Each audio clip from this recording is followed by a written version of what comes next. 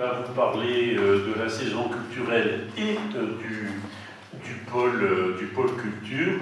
Et je rappelle que demain soir, alors le 30, c'est bien le 30, à 18h30, il y aura la présentation de la saison culturelle. Alors, bonsoir. En fait, je vais surtout compléter notre intervention. Je crois que c'était au dernier conseil municipal où vous nous avez demandé pourquoi on remplaçait un agent qui partait de la médiathèque. Et on avait répondu à deux niveaux. D'une part, un besoin en compétences et d'autre part, un besoin par rapport au volume d'activité de la médiathèque. Donc, je vais vous donner un peu quelques informations à ce niveau-là. La Maison des Arts, vous le savez, c'est la médiathèque, la salle de spectacle, des bureaux administratifs, une salle informatique, des salles de travail avec des permanences de services sociaux. Il y a là-bas au total 9 agents, 5 qui sont directement affectés à la médiathèque, une responsable du BIGE, un régisseur, une programmatrice et une personne à l'accueil. Pour ce qui est de la médiathèque, donc, en décembre, on fêtera les 2 ans d'ouverture. Notre programmation annuelle est mise en œuvre principalement dans la médiathèque, dans la Maison des Arts elle-même, mais elle peut être aussi amenée à être délocalisée selon les besoins dans les places et les rues du village, au collège et ailleurs. Pour l'ensemble des activités, nous collaborons avec des partenaires et des organisateurs locaux, essentiellement les écoles, le collège, le CFA, et des environs aussi, donc le réseau des bibliothèques de Saint-Baume, Château-Vallon, des librairies, ainsi qu'avec des institutions officielles comme la DRAC, la médiathèque départementale du Var. Au niveau du bilan des actions culturelles sur 21 et 22, de septembre à août, en ce qui concerne les animations pérennes et les temps forts ponctuels, on a 1 à 2 animations par semaine, ce sont les cafés lectures, les ateliers créatifs, les vacances, les rendez-vous côtes. Il y a eu cette année 1332 participants.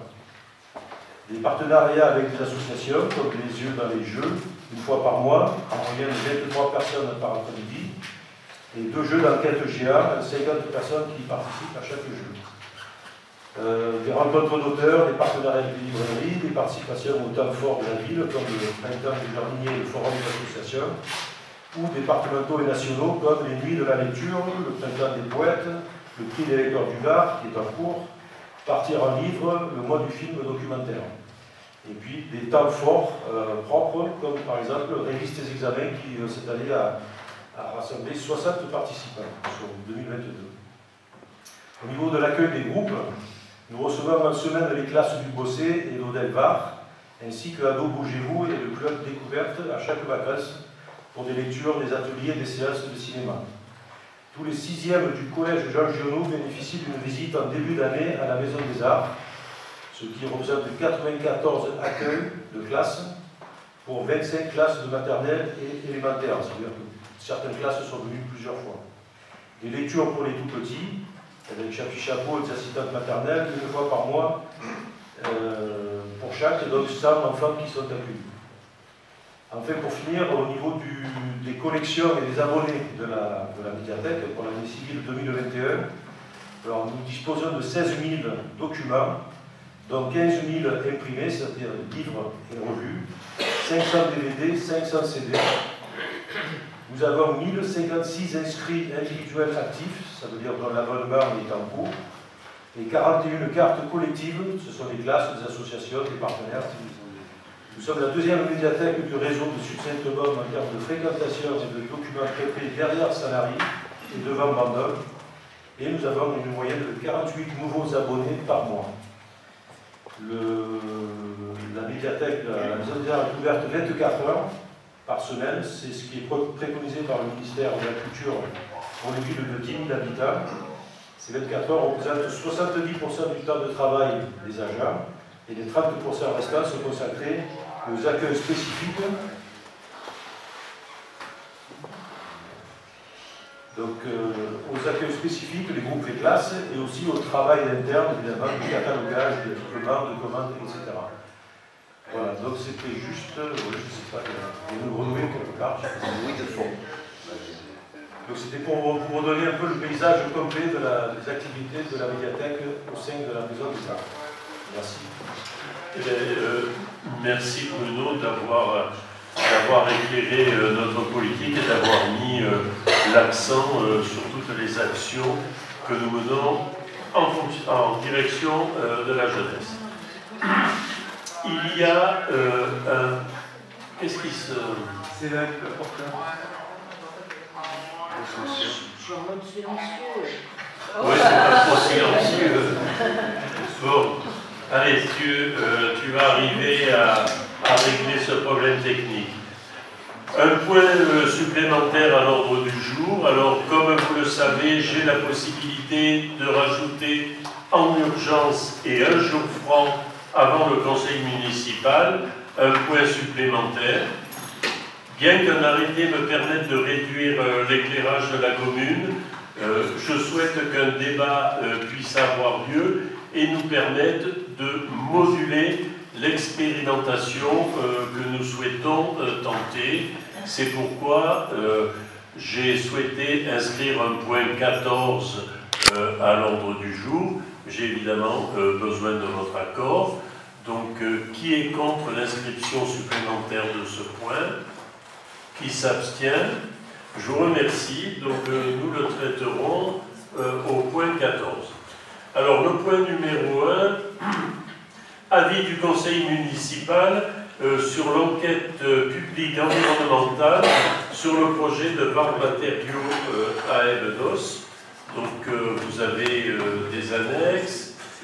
Alors, la société VAR Matériaux forme le projet d'exploiter un centre de recyclage de déchets issus du BTP au lieu dit les bars d'Hugueneuve, c'est-à-dire sur le site de l'ancienne carrière du même nom à Evenos.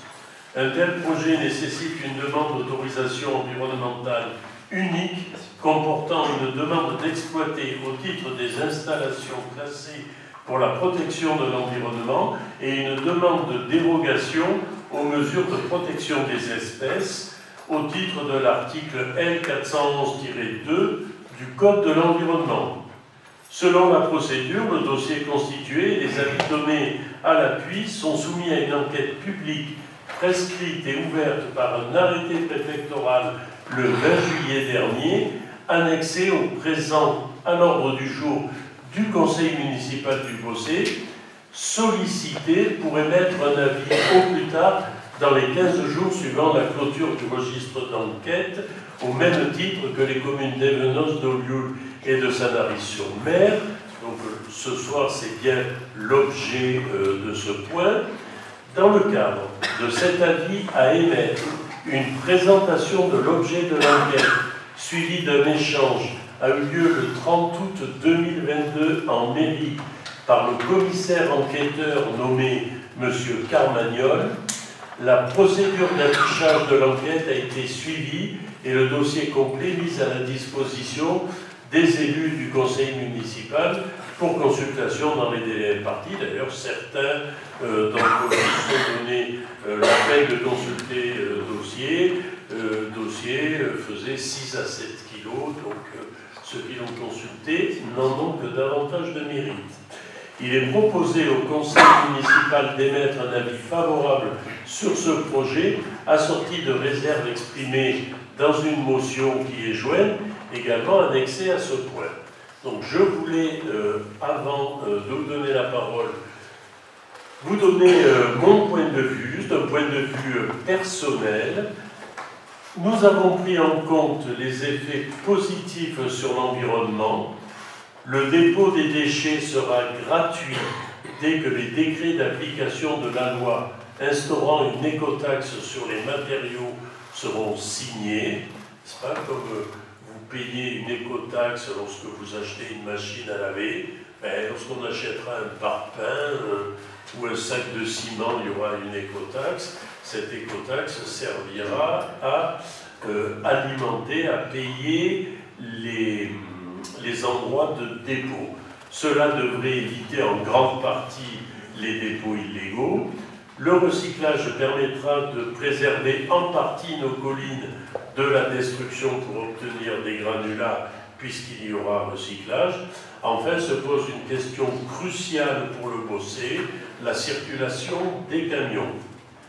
L'aire du BTP concerné par cette usine, Toulon et l'ouest du département ne devraient pas générer de trafic supplémentaire puisque les camions y passent déjà, soit pour décharger, soit pour s'approvisionner à la carrière Lafarge. Évidemment, la création de cette usine ne va pas créer de nouveaux points où on va détruire des bâtiments. Une partie des camions qui empruntent actuellement les gorges, plus de 250 par jour, s'arrêteront donc avant à Sainte-Anne-des-Venos et ne traverseront plus le Beaussais. Même si le projet n'est sans doute pas parfait et que quelques interrogations légitimes peuvent encore se poser, il me paraît que les avantages l'emportent sur les inconvénients. Je précise qu'il n'y a pas de consigne de vote de ma part. Je souhaite que chacun se prononce selon ses convictions. Voilà. Qui souhaite prendre la parole? Alors, il faut appuyer. Alors, je vais prendre dans l'ordre. Il y a M. Halimi qui a été le plus rapide. Alors, attendez que. Allez-y, M. Halimi. Merci. Je voudrais mettre quelques réflexions. Alors, déjà, sur ce que vous venez d'exprimer. J'entends bien les avantages environnementaux qui peuvent être mis en avant. Ceci dit, il y a des inconvénients que vous avez soulevés aussi, mais qui sont d'importance, en particulier pour notre commune. Ça, c'est important. Au-delà des 4 communes concernées, puisque l'étude environnementale qui est actuellement à Mairie-des-Venos concerne le Beaussais et le Nos, Sanary et Oulioul, si je ne me trompe pas. Alors, ma réflexion est la suivante. Quels sont les inconvénients et les avantages pour chacune de ces communes? Si on prend l'inconvénient majeur qui est celui du trafic que vous souleviez, le trafic donc des poids lourds, puisque vous disiez ça, je ne suis pas d'ailleurs tout à fait d'accord avec ce que vous disiez sur le fait que les camions vont passer par les gorges Coutioul et donc vont éviter le Beaussais, parce que, à mon avis, ça va passer, ils vont passer plutôt par ce qui est le plus simple, le plus sécurisant pour un camion de 38 tonnes, ou moins, je ne sais pas, c'est-à-dire par l'autoroute et repasser par le Beaussais qui, comme nous le savons tous, est déjà bien aggravé par le nombre de camions qui passent tous les jours, plus de 700. Voilà. Ceci dit, quand on amène une réflexion sur les 4 communes qui sont concernées, si on réfléchit sur Oulioul et Sanary, Sanary a fait des dispositions, il n'y a pas de camion qui passe en centre-ville, là le problème est réglé. Pour Oulioul, la configuration est telle que, vous le savez, l'axe routier ne passe pas par le centre-ville comme nous. Voilà, ça c'est déjà pour les 2 communes la question, je dirais entre guillemets, est réglée. J'attends avec impatience le vote qui va suivre dans ces communes. Concernant la commune des Venos, ça c'est un projet qui est bien sûr soutenu par la maire des Venos, puisque les conséquences financières sont importantes, j'imagine, pour la commune. Il reste le Beaussais, donc voilà, le Beaussais qui va subir encore une fois de plus les contraintes et cette noria de camions qui va passer, parce qu'il faut bien penser que ces camions, ce ne sont pas simplement, puisqu'il s'agit d'une usine de retraitement des déchets du BTP, il va y avoir du concassage, donc des camions qui vont faire une première année et retour pour apporter ces matériaux qui vont être à la fois stockés, puisqu'il y a 250 tonnes qui vont être stockées, et d'autre part, retraiter aussi, ça veut dire qu'il va y avoir une mise à disposition pour des entreprises de venir chercher ces matériaux retraités, les granulats et autres. Je ne suis pas un spécialiste en la matière, mais j'imagine bien qu'il va y avoir un coup de camion qui ramène, qui repart, et un coup de camion qui vont aller chercher le matériau et qui en repartent. Donc, je trouve que elle est vite en besogne de dire qu'il va y avoir une diminution donc, du nombre de camions par d'autres moyens, donc d'autres voies. Voilà, ça c'est le point essentiel que je voulais mettre en avant. Alors, pour conclure, vous avez dit que vous voulez émettre un avis favorable, si j'ai bien suivi, assorti de réserve. Donc là, pour moi, c'est quand même assez incompréhensible au point de vue des beaux étangs qui ont besoin d'être protégés. Je veux bien que les réserves que vous allez émettre, vous le savez, je pense aussi bien que moi, l'enquête publique se termine le 4, donc dans quelques jours. Une fois l'enquête publique terminée, il aurait fallu effectivement des moyens, je pense, importants, considérables pour faire une contre-enquête et peut-être contrebalancer le point d'impact principal, c'est-à-dire sur lequel il se base qu'il va y avoir une diminution du nombre de camions en circulation. Entre guillemets, ça a été fait pendant les périodes Covid, leur étude. Donc je pense que c'est aller, encore une fois, aller vite d'approuver et de donner un avis favorable avec cette réserve qui, à mon avis, ne comptera pas. Et notre rôle à tous, et là je m'adresse à chacun d'entre nous, autour de cette politique, c'est de, son âme conscience, de voter pour la protection des océans. Donc personnellement, je voterai contre. Merci. Je vous remercie. C'est dommage que vous n'ayez pas souhaité consulter le dossier. Oui, j'ai essayé. Alors, si vous voulez bien fermer.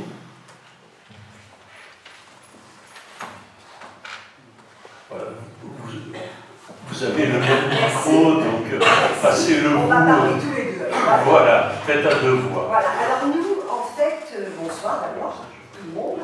Après la présentation du commissaire enquêteur le 30 août dernier, à laquelle nous étions, nous avons été à la fois alertés par ce qu'il nous a dit quand même, parce qu'il avait mis lui-même quelques doutes sur